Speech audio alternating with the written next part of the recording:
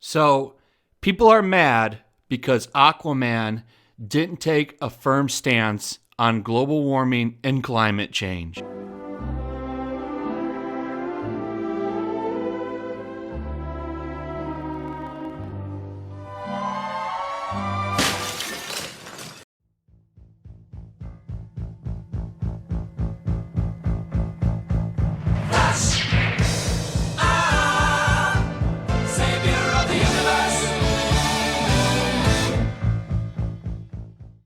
So in this hand quotes review, the author pretty much attacks Aquaman for being all about men, strong men, like the typical, they call it the male narrative.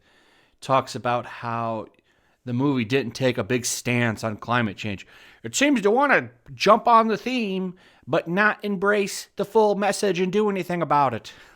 What do you expect them to do? It's a blockbuster movie.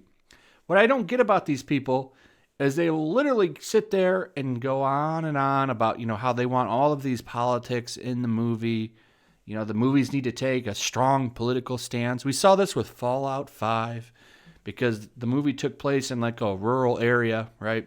And they expected the game to kind of take on Trump's narrative and blast him as a villain, but then, they don't seem to take into account that the game took several years to develop and would have been in development before he even probably announced his presidency, and they got mad about that. They should remake the whole game at the last minute because of that.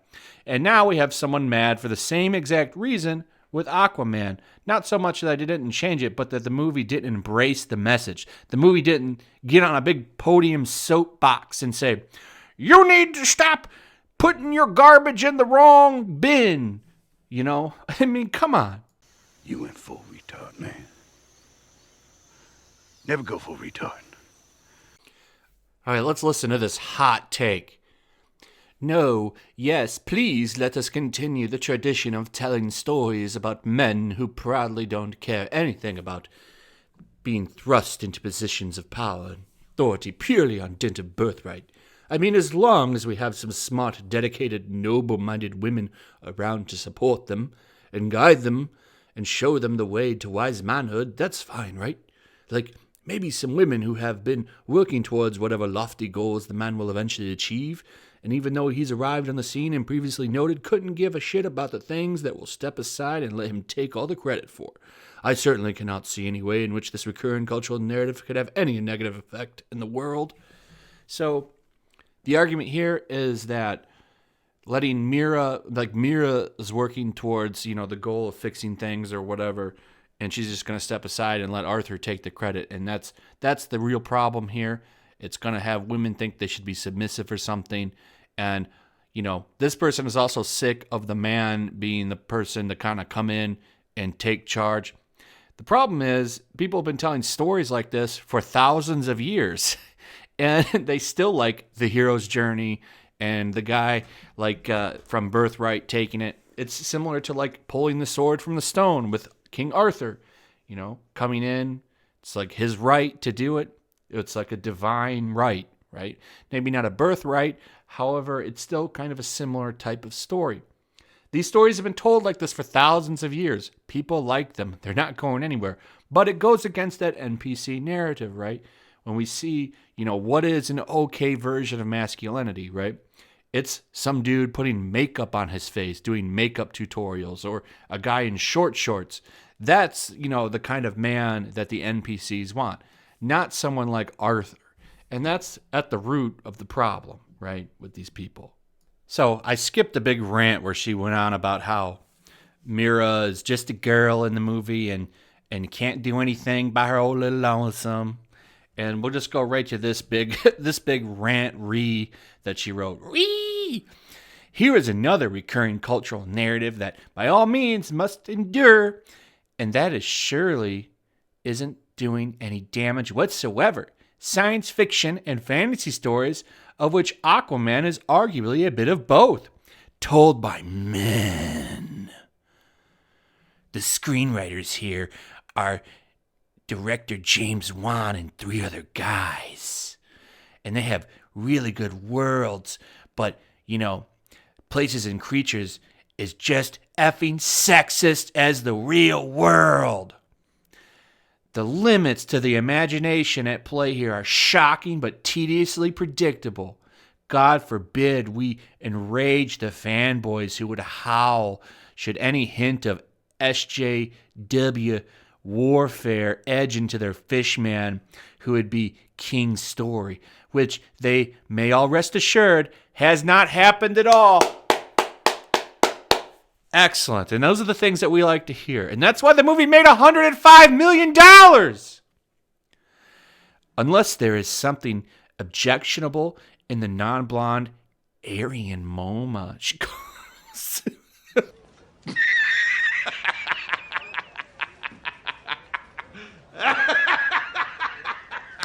So you heard that right.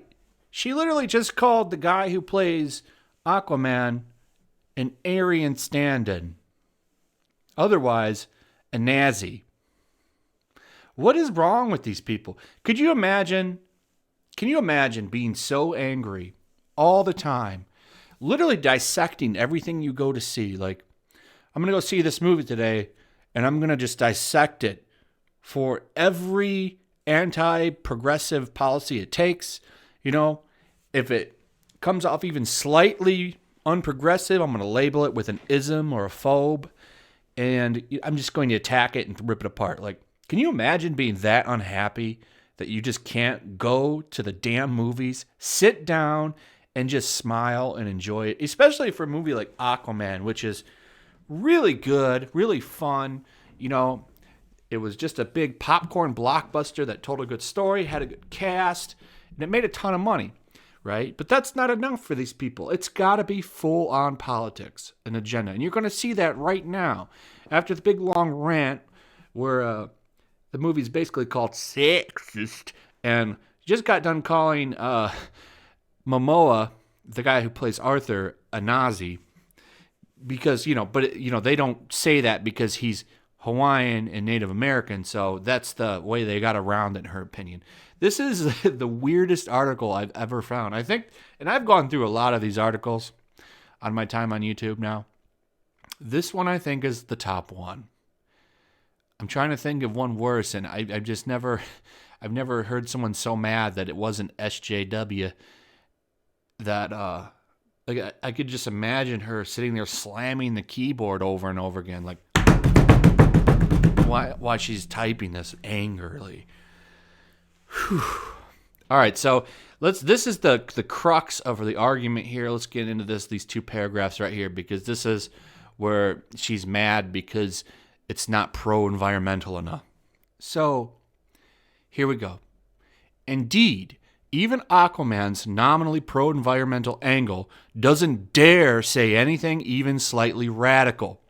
The badness of King Orm is all about how he wants to lead a war against the surface world because we've been dumping all our garbage in his ocean since forever. And just generally doing our best to destroy the planet, and it's pretty difficult to fault him for this. So she's relating she's relating to the villain. She's relating to the villain. But Arthur, straddling the two worlds as he does, can prevent this, apparently.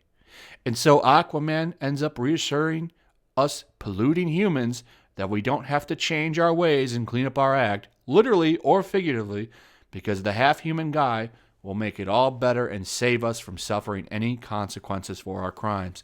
So she's literally saying that King Orm did nothing wrong and he's a hero. And because Arthur didn't get on a soapbox, like I said earlier, and preach to the people in the audience, basically, about how it's bad to litter, the movie sucks. The movie sucks. And that's the problem these people don't understand. This is why the movie made $105 million. Because it's just a slap-happy movie. That's a fun hero's journey. It is a hero's journey of him taking up to the throne. From rags to riches. And that's what they fail to see. No one wants to sit there and see that shit in a movie. I'm sorry. There is no suspense in anything here. and there is no real sense of triumph even when we're meant to be cheering. It barely even registers when Arthur morphs ever so slightly from a guy who might engage in some light maritime rescuing, even though it means missing happy hour, to a guy who's no longer scuffing at the fairy tales that indicate he is the rightful ruler of Atlantis. He has to find the legendary trident the public wielded. Who needs to pull a sword from the stone, just like I said. Of course, some of what he has to do involves dick measuring hand-to-hand combat with his half-brother, who, with other manly obstacles, and for a guy who thinks with his muscles, that's just fun. He isn't particularly challenged by anything that happens to him. He doesn't struggle. As long as Arthur gets to keep being the same old pretty but colorless meathead, it makes no difference to him. That's totally a stupid argument. It did end up making a difference. But, strong, athletic people doing feats of strength have also been popular throughout time and history of humanity. But that's lost on this person. If this movie had ended up being a 1-hour documentary on, the bad things of sea pollution, and I'm not arguing that sea pollution is bad. I mean, personally, six-pack, the six-pack holders for cans, I cut those before I throw them away so that fish and turtles and all that stuff don't get trapped in them. But, I don't need to hear in a movie about why I should do that. And it's just a struggle for these people, man. So that's pretty much it. The rest of the article was just the author ranting about why the movie sucks even more and talking about how it's trying to be too many movies. And is the movie perfect? Absolutely not. There's no perfection in this movie, but is it a fun movie that looks beautiful, has some really good set designs and pieces, and, has a hero's journey, feats of strength, people of, physical perfection? Yeah. There's a lot of that in this movie, and at our core, that's what people want. They don't want this author's take on, progressive policies and world pollution and climate change. That's not what people want. That's not what people want. And it never will be what people want in a movie.